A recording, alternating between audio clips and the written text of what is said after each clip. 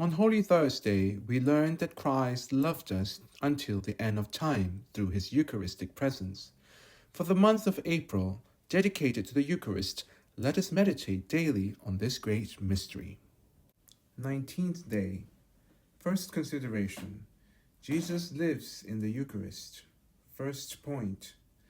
Although Jesus is now in heaven, he is as alive in the Eucharist as he was on earth during the days of his mortal life.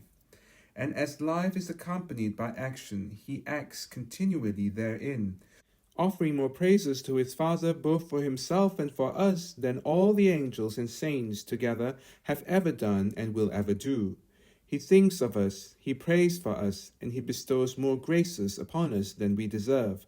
Thus he can still say in the Eucharist what he said while he lived, "As the living Father has sent me, and I live because of the Father." John 6, verse 58. Ah, how holy is the life of Jesus in the Eucharist! How desirable it would be for our own lives to at least approach it, since we as Christians are called to continue the life of Jesus on earth. O Jesus, grant me the grace to destroy in myself all other life, the life of the senses, the life of passions, the life of temperament, the life of reason, so that I may live only by living faith and your divine life. Second point. Jesus is in the Eucharist the source of all the life of grace poured into souls. We have seen him, as St. John tells us, full of grace and truth, and we have all received from him fullness, for it is an inexhaustible source of grace and gifts. Therefore, go to this fruitful source to fill yourself with this life of grace and virtue which you so greatly need. Stir up in yourself a healthy hunger and burning thirst for this righteousness, so that you may be satisfied and refreshed. I feel that two things are supremely necessary to me here below, and that without them I could not bear the burden of this wretched life. Enclosed in the prison of this body, I need food and light. Therefore you have given to this poor invalid your sacred flesh to be the nourishment of his soul and body, and your word to shine as a lamp before his steps. I could not live without these two things, for your word, O my God, is the light that enlightens my soul, and your sacrament is the bread that gives it life. Imitation of Christ, Book 4, Chapter 9.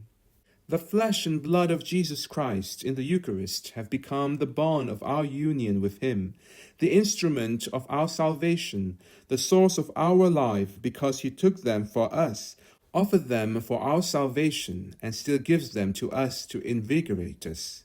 Let us go with holy eagerness to this heavenly food. Everything there is spirit and life. Second consideration. Jesus died in the Eucharist. First point. Jesus, who is alive in himself and the source of life for us in the Eucharist, has reduced himself to a state of mystical death under the lifeless species of this sacrament, in order to give more honor to his Father and to show us more love. So he can say with even greater reason than St. Paul, I die daily. He has just died mystically for you on the altar. What will you do for him in gratitude? If you had 1,000 lives, should you not be ready to give them all to him?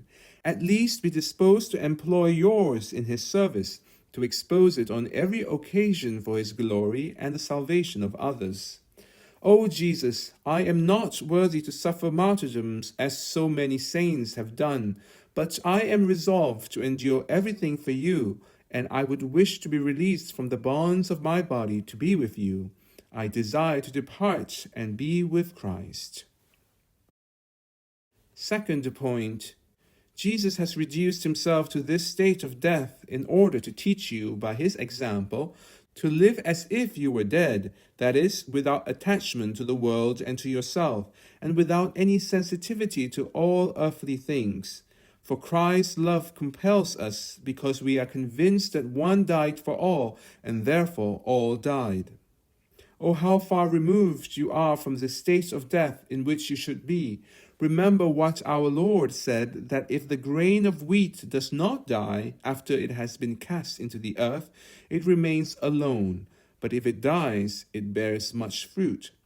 O Jesus, grant me the grace to die to the world and to myself, to have eyes but not see, ears but not hear, to destroy through mortification all my senses and passions, to conform myself to your state of death. Let us never forget what is truly rich in the sacrifice of our altars. It is what is most hidden, most humble. But what does Jesus Christ do? I do not see that he does anything worthy of himself. Yet that is precisely what is great, for it shows that all his greatness is in himself. It shows all his greatness as well as our happiness is in his death. The more he is annihilated, the more he is dead. The more he communicates his life to us, a worthy memorial of a God who has annihilated himself. We hope that this Eucharistic consideration will help you receive our Lord more worthily. Please help us restore the Church of the Immaculate Heart of Mary in Belfast. Go to gofundme.com/restore-immaculate to donate. Thank you for your generosity.